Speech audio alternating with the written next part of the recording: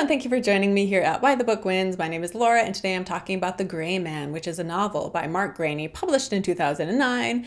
And then the movie adaptation is also called The Gray Man, and is directed by Joe and Anthony Russo, and came out in 2022. And it will be available to watch on Netflix July 22nd, so just in a few days. And before I get into the differences between book and movie, there will be spoilers for both book and movie. And then also this is available as a podcast if you would like to watch it that way or listen to it that way. And for those listening to this as the podcast, it's also available as a YouTube channel. So I've got both, whichever, however you want to do it. But if you are watching this on YouTube, please subscribe to my channel. It would mean so much to me. Give this a thumbs up. But anyway, getting right into this. So a brief summary. So the basic gist of both the book and the movie, we have this guy who is like this top assassin, CIA operative guy, and he's the best in the business. And in the book specifically, he is known as the Gray Man because he's very stealthy and he's very mysterious and he can't be caught and people don't know who he is. And so there's just a lot of hype around him and he just slips through people's fingers all the time. And so he is called the Gray Man. His real name, though, in the book is Court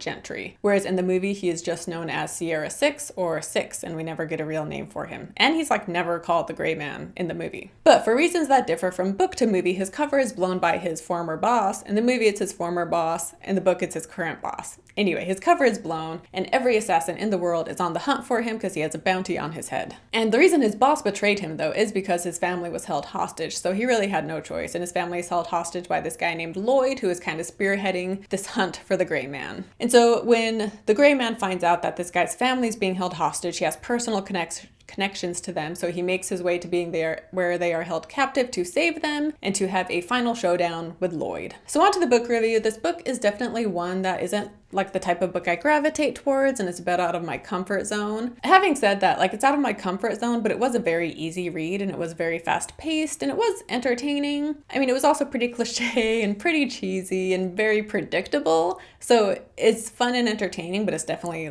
there's nothing too deep about it. However, I do really like the premise, when you have all these villains who are after the same thing and in competition with each other, and it's just a very fun setting. And I say fun, but the book was pretty serious. It wasn't a lighthearted book, so it definitely took itself more seriously, whereas the movie, moving on to that, had more humor and was definitely more funny than the book was, which wasn't really funny at all. And yeah, this movie, like the book, it is very fast paced, and I really enjoyed this. I saw it in theaters and it was an enjoyable theater experience. I don't think it's going to be a movie that people are going to be talking about years down the road. I think it's one that people will enjoy in the moment and then kind of forget about it, honestly. Although they won't really forget about it because there will be sequels, so I guess in the next couple of years it'll be being talked about once again when the sequel comes out. However, yeah, this movie is fun, it's entertaining, but for me personally, it's not one that is going to stick with me. But Chris Evans in particular was very well cast. He was actually offered the role of 6, but then he turned that down in favor of playing the villain Lloyd, and he is excellent in this role, and he has multiple lines that made me laugh out loud. And there were also a lot of good action scenes, the hand-to-hand combat action scenes are the type I like. My favorite scene, I think, was when he fights the guy. He's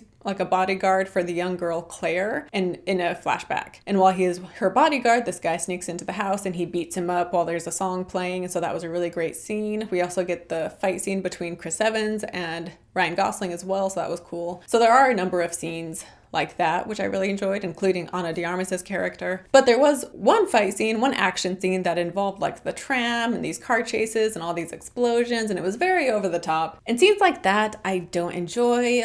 When they last a long time too, I just kind of get bored. There were a few interesting, cool moments within that whole scene, but for the most part, I just don't love scenes like that. So I prefer the more, one-on-one combat. But anyway. And as far as adaptations go, this is the kind of adaptation I like because it stays faithful for the most part to the book, but it made enough changes that it still keeps the reader on their toes. There were things happening that I hadn't expected because it was different from the book, but it still stays true to the book. But to move on to the changes, I'm going to start with why they want him dead to begin with, because that is different from book to movie. And I'm going to start with the movie. So in the beginning, we see that Ryan Gosling's character, 6, is on the job to kill a bad guy, and he's supposed to kill him from a distance. However, he holds off because there is a child nearby. And so instead he shuts the power off, and once they leave the room, he approaches them, kills some of them, and then the main guy he was supposed to kill, they get isolated kind of and are fighting, and the guy tells him that he is a fellow agent, and he's like, you're killing one of your own people. And at this point, he's already dying, but Gosling asks him some questions,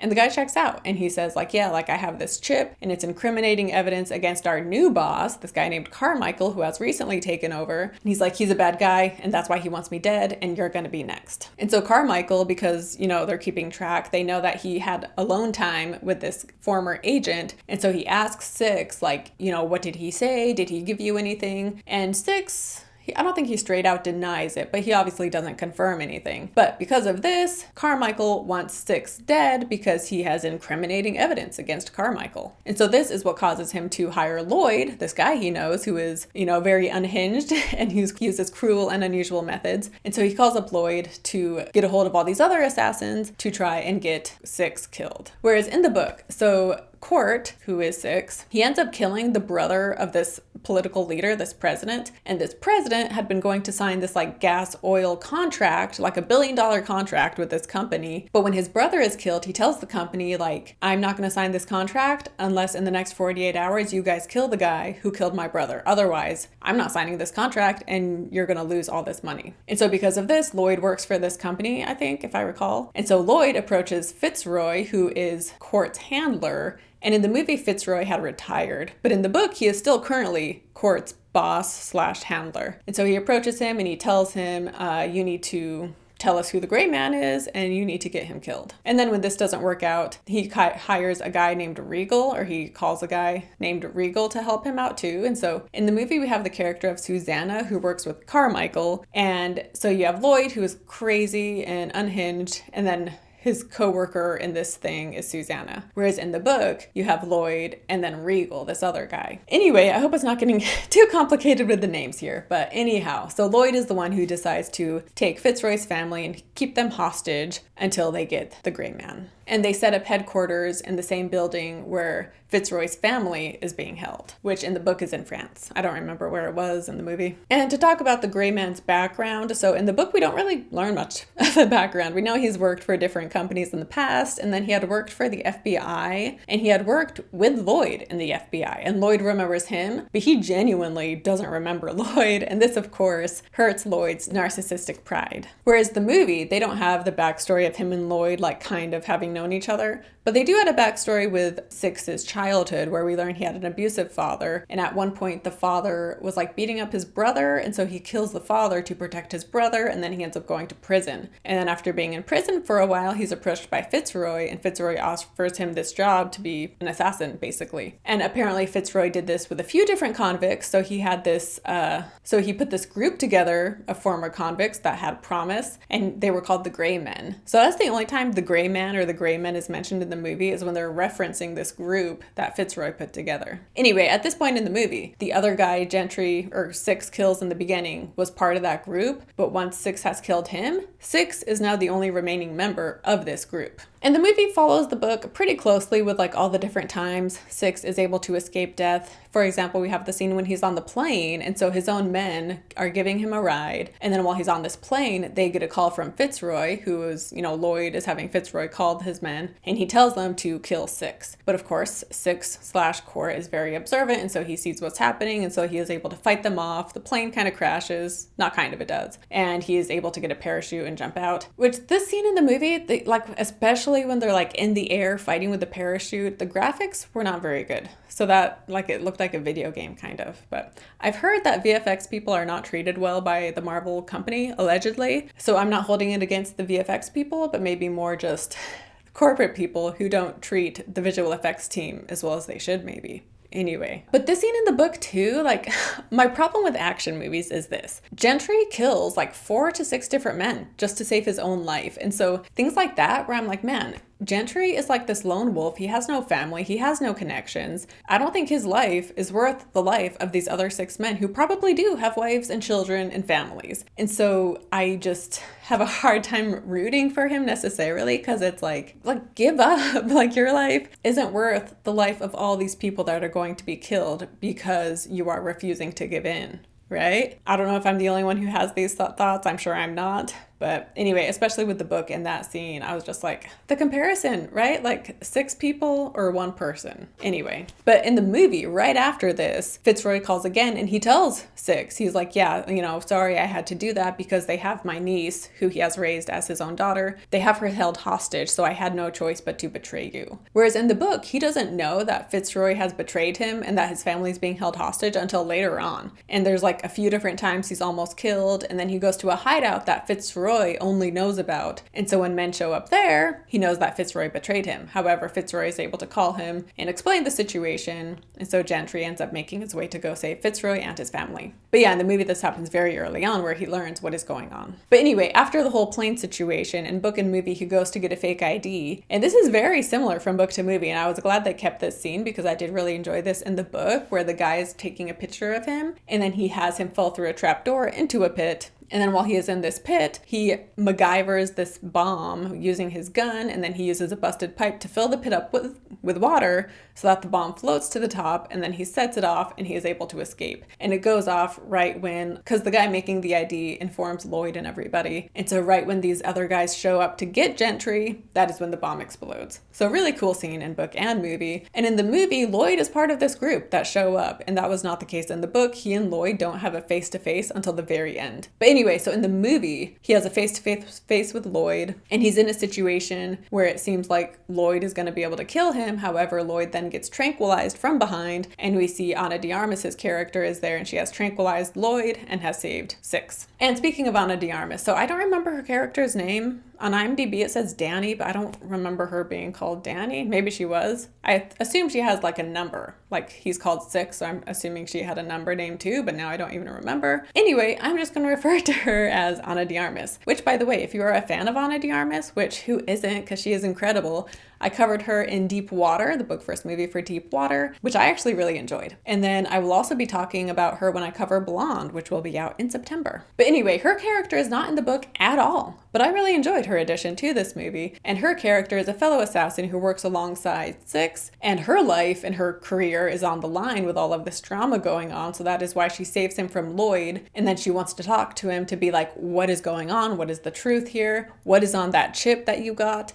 And he tells her the chip was encrypted and he had mailed it to a former boss of his who he assumed would be able to de-encrypt it or whatever. So he tells her that lady now works in Prague, so the two of them go to Prague to figure out what the deal is with this chip and what the deal is with their new boss, Carmichael. And once they are there in Prague, they find the truth out about Carmichael and Lloyd's dirty deeds and their dirty past. And so this is when Ana de Armas decides to team up with 6 officially and to go rescue this girl who is being held hostage. And speaking of the woman who, the former boss who is able to find what was on this encrypted chip, in the movie her name is Margaret Cahill, and her character is dying of cancer, and she helps them escape, and she has him go through a trap door, and she gives him keys to a bulletproof car that she has. And then when the bad guys show up, she has them come into the kitchen because she has turned the gas on, and so when they are in the room, she lights a lighter and the whole place blows up. And this does happen in the book to some extent. So there is no chip in the book, like I said. There is no corrupt boss in the book, but he does go visit a retired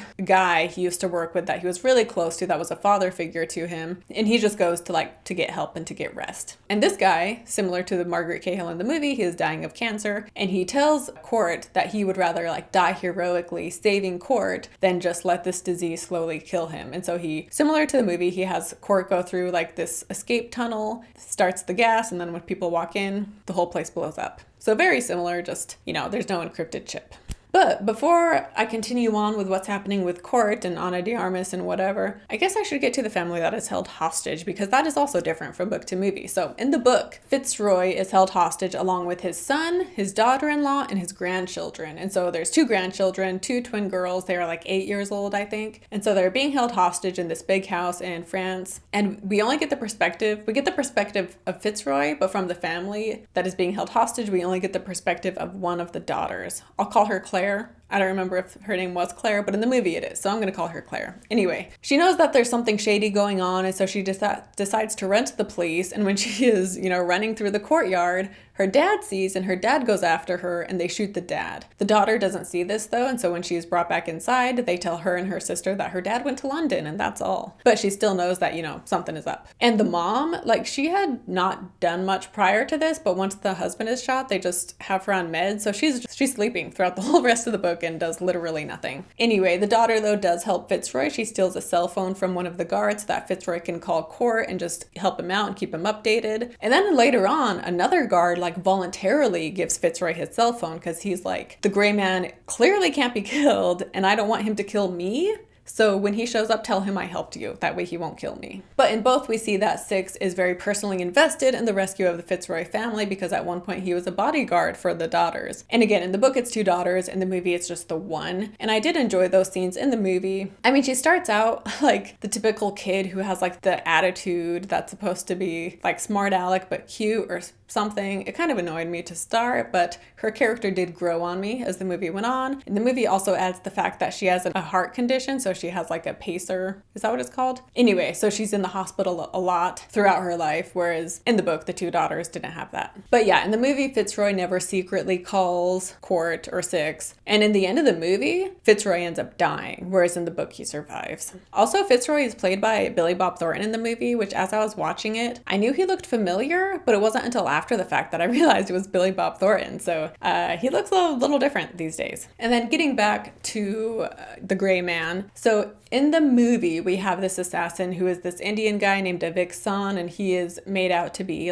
this really top-notch killer. And so he ends up fighting Ana de Armas and Ryan Gosling when they're in this hospital. And so this is, it's this intense fight scene. And he ends up getting the chip from Ryan Gosling, and he gives it to Chris Evans' character. Whereas this assassin in the book, it was a little different because, again, there is no Ana de Armas. So it's just not Ryan Gosling. It's just Court Gentry. And he fights this assassin in an alleyway, and he ends up killing the assassin. However, he does get a stab in the belly, which happens in the movie as well. Also in the movie, he gets stabbed. Ryan Gosling gets stabbed in the hand, and I'm pretty sure that was also in the book. Anyhow, so in the book, this assassin does inflict some serious wounds. However, Court does end up killing him. And after this fight in the alleyway, in order to get away from the other assassins, Court jumps into a river. And then from there, he is washed ashore, and he wants to give up because he's just so tired and he hasn't eaten and he's severely wounded. However, in that moment, he gets a phone call, and it is Claire being like, when are you going to come save us? And so he realizes he has to continue on and to save the kids. And then he gets on the phone with Fitzroy, and he's like, do you know anyone in this area who can help me out? And the only person Fitzroy knows in that area is a veterinarian.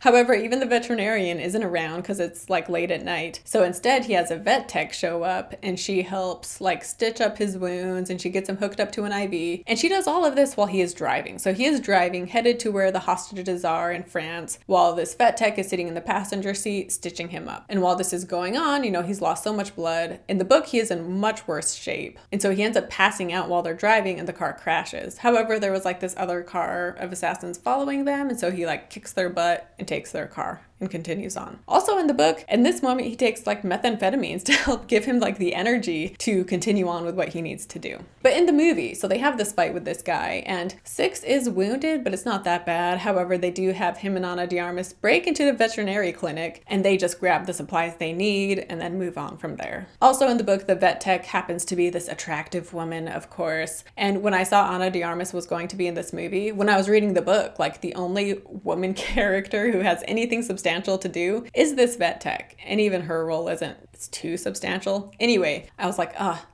is that who Ana de Armas is going to play? This small role of a vet tech? But thankfully, they gave her a whole new role where she did so much more, and she has some awesome fight scenes. So I was very happy to see that. But moving on to the book ending. So in the book, Court takes so long to arrive because of just, all these different things that happen. And because he is so severely injured at this point, it takes much longer than planned. And so once it is 7 a.m., the president who had wanted him dead is well, you guys missed your chance. It's too late. 7 a.m. was the deadline. I am not going to sign the contract. And so a lot of the, all these different assassins from around the world are called off because there is no longer a bounty. However, Lloyd is still interested and he still keeps his own men on the premise, and he's also still planning on killing the Fitzroy family. But Gentry does eventually show up, just later in the morning, and he is able to save the family, aside from the son who had died earlier, Fitzroy's son. But anyway, he's able to save the rest of the family, and then he has a final showdown with Lloyd. And at this point, again, he is just so severely injured and exhausted. And Lloyd, they get in a fight or something. But anyway, Gentry is like laying on the ground, unable to get up. And so it seems like it's going to be the end. But then Lloyd is shot and he dies. And we see that Regal had been in a building and he shot Lloyd, because Regal, similar to Susanna in the movie, he did not agree with Lloyd's methods and he didn't like him. And so he decided to save the Gray Man and shoot Lloyd. And then from there, this other company shows up. I guess the company Regal works for shows up, and they are very impressed with what the Gray Man was able to do. So they're like, hey, work for us now. And they take him to a hospital where he gets better. And then we flash forward a few months or something, and we see him meeting Claire, the daughter, because Claire was worried that he had died because she didn't see what ended up happening. So she thinks he died. And so we see them reunite, and she's able to see that he's still alive, and she's so happy. And then from there, we kind of get a sneak peek into his upcoming missions, because this is the first book in a series. So anyway, so then it leaves you knowing that there will be more Gray Man adventures. And then onto the movie. So they show up at the house. Ana de Armas's character is like a distraction on the outside shooting, while Ryan Gosling sneaks in, saves the family. But then at this point, Chris Evans realizes that she is just a distraction. And then as Six, Fitzroy, and Claire are trying to escape, Fitzroy ends up being shot, but he's like, leave your grenade with me. And, when I die, when they come over to me, I'll blow the grenade and, I can take some people out when I go. And so he does that while Six and Claire jump from a bridge in order to get away, which there was the bridge jumping scene in the book, but that had happened earlier. So the movie does have that as well. They just made it closer to the end. Anyway, after they jump off the bridge, Lloyd ends up getting Claire and he takes her into this maze, and Gentry follows, or Six follows, who is also Gentry in the book. Anyway, so they have this showdown in the center of this maze, and Ana de Armas, they have their earphone thingies, and she tells Six, I have a clear shot of Lloyd if you get the girl out of the way or whatever. However, when Lloyd lets Claire go, Ryan Gosling tells her to just get out of there, and he tells Ana de Armas, don't worry about Lloyd, just protect the girl. And from there, he and Lloyd have a hand-to-hand combat fight scene, and Six is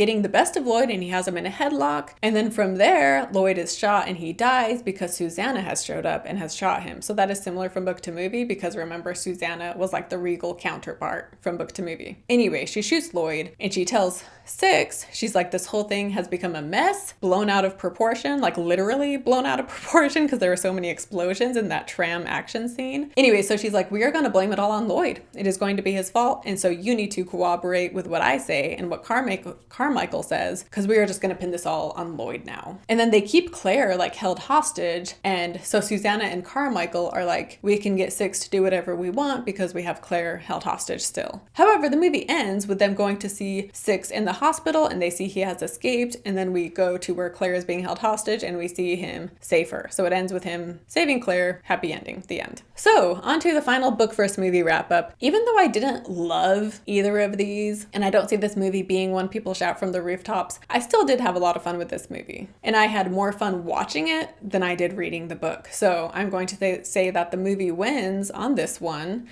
Six's backstory with his dad was a bit cliche, but I still enjoyed it, and I thought it was a good addition. And I also love that they added the Ana de Armas character, and Chris Evans was also just so fantastic. I mean, everybody was so well cast, but he brought the comic relief to the movie, and he was just very entertaining to watch. And I did want to mention one line in particular. He says a lot of funny lines, but there is one line he says where he's talking to the people and he's like, will someone please put a bullet in that Ken doll's head? And it's funny because Ryan Gosling is playing Ken in the Barbie movie. So I'm sure that was intentional. I don't know when this was filmed, but anyway, like I said, there will be a sequel, and Gosling signed a multi-film contract, which he has never done before. So there will definitely be more movies, I would assume, unless this one totally bombs. But considering it's moving to Netflix next week, yeah, I'm assuming they will for sure make more movies. And honestly, I didn't enjoy the book enough to read the follow-up books. So for the sequel, I don't think I would do a book versus movie. I would still see the movie, but I wouldn't be interested in reading the book. So yeah, the movie wins. Very entertaining, very fun. Nothing, groundbreaking, but it's a good time. So thank you for watching this video. I hope it didn't get too confusing.